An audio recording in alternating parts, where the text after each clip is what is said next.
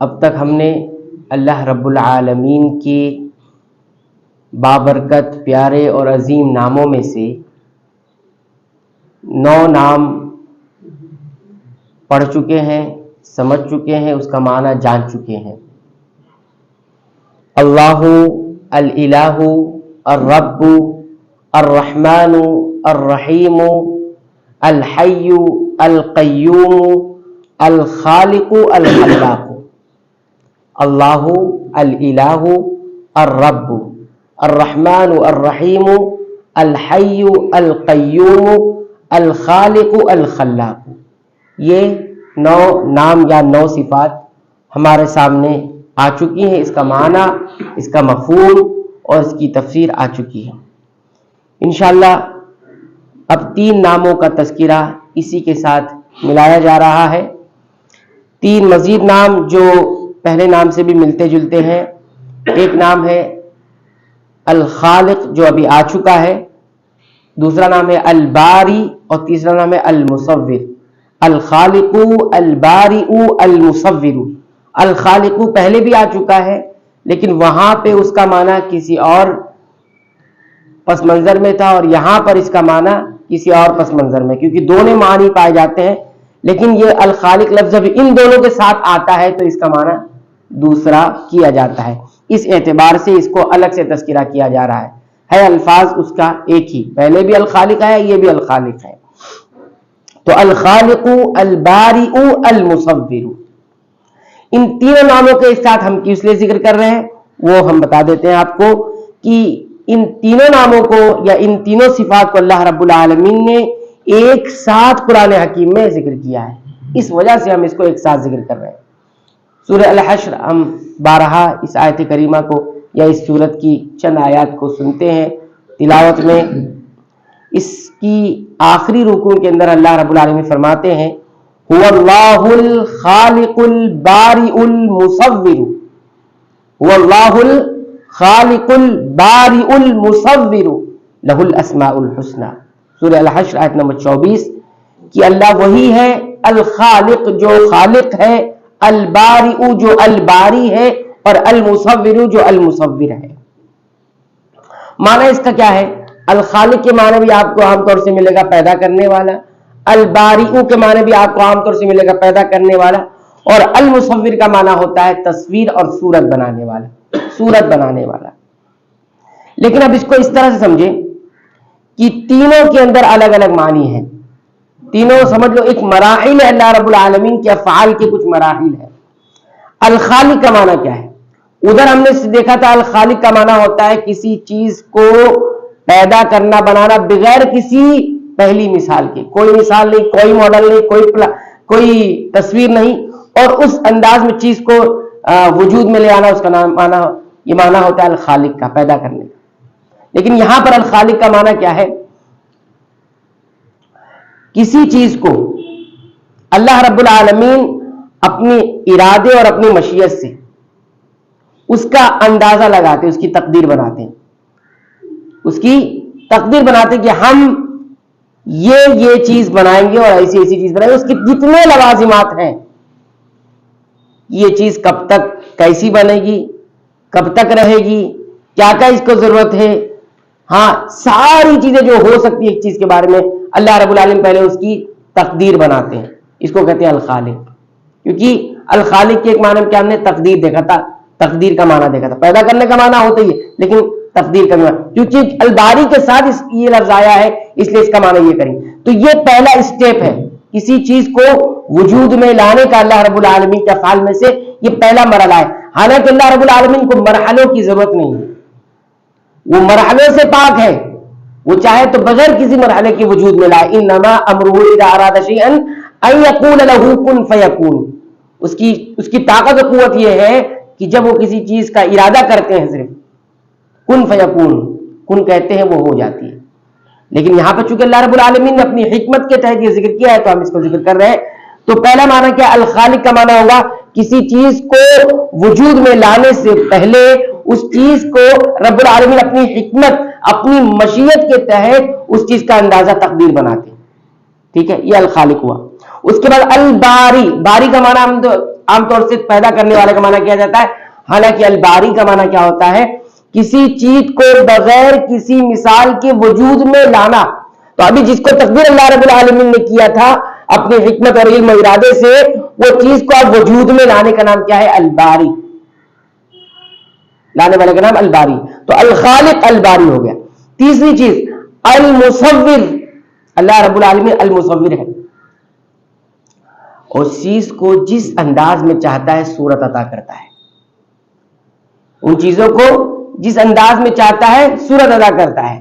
یہ قرآن حکیم میں بہت مرتبہ یہ باتیں ذکر کی گئی ہیں صورت بنانے کی. المصور ہے اللہ رب العالمین، صورتیں بناتا ہے. اب دیکھیے کائنات میں ہم نظر دوڑائیں، اپنے وجود پر نظر دوڑائیں، اپنے ذات میں نظر دوڑائیں، کائنات کی چیزوں پر غور کریں تو دیکھیے کس انداز کی صورتیں بنی ہوئی ہیں.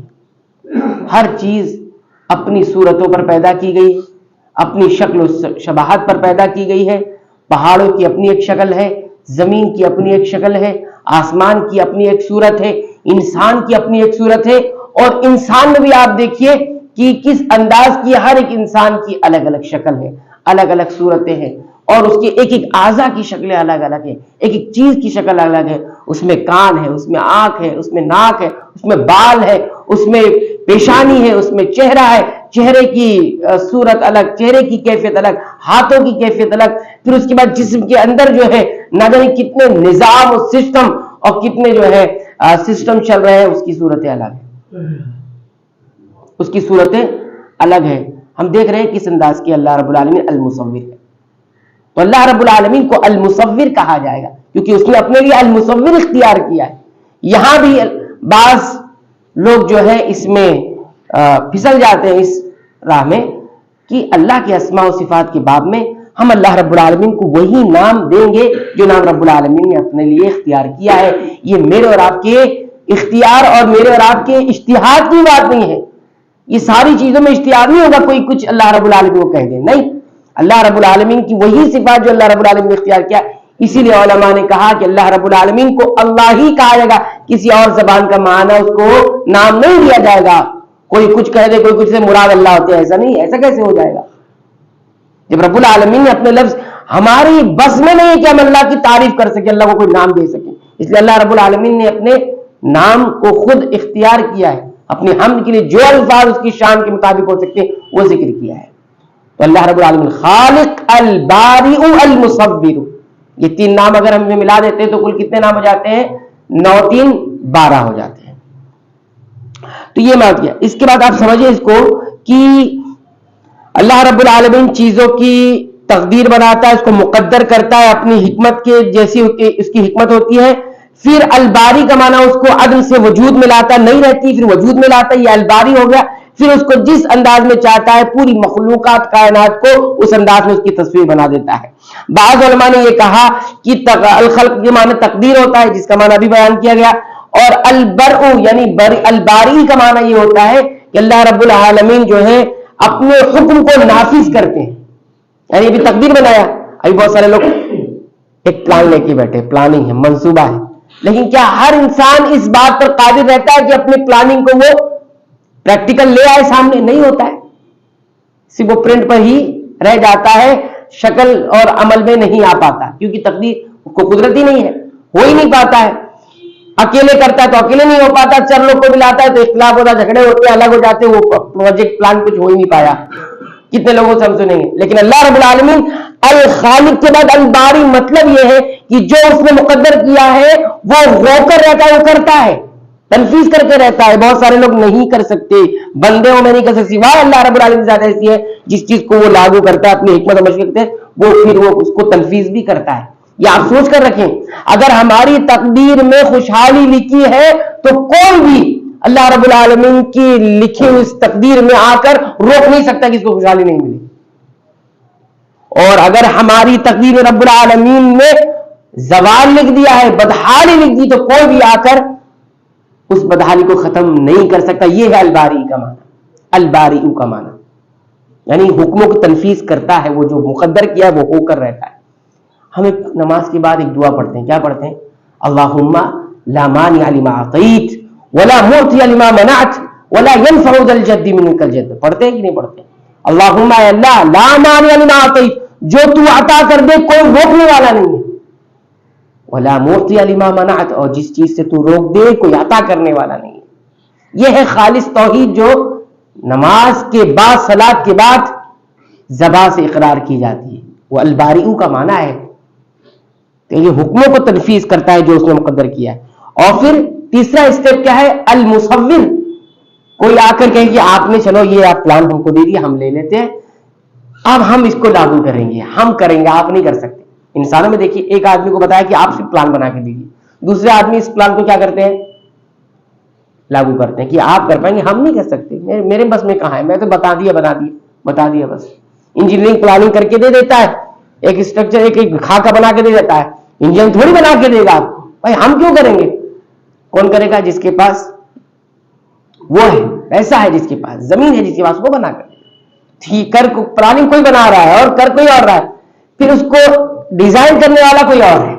تو یہاں بھی اللہ رب العالمین کا کوئی شریک نہیں، نہ خلق میں کوئی شریک ہے، نہ تو پلاننگ کو لاگو کرنے میں کوئی شریک ہے، حکموں کو نافذ کرنے میں، اور نہ اس کی تصویر بنانے میں، ڈیزائن کرنے میں کوئی جو ہے صورت بنانے میں بھی کوئی شریک نہیں ہے۔ یہ تین معنی غور سے آپ سمجھیں، اس کے اثرات بہت روحانی مرتب ہوں گے۔ شرک آپ کے قریب نہیں پھٹکے گا، آپ کسی اعتبار سے بھی کسی درجے میں بھی آپ جو ہے اس سے توحید سے ہٹ نہیں سکیں گے، ورنہ ذرا برابر اس کو آپ نے نہیں سمجھا تو فوراً آپ کی زندگی میں شرک در آئے گا۔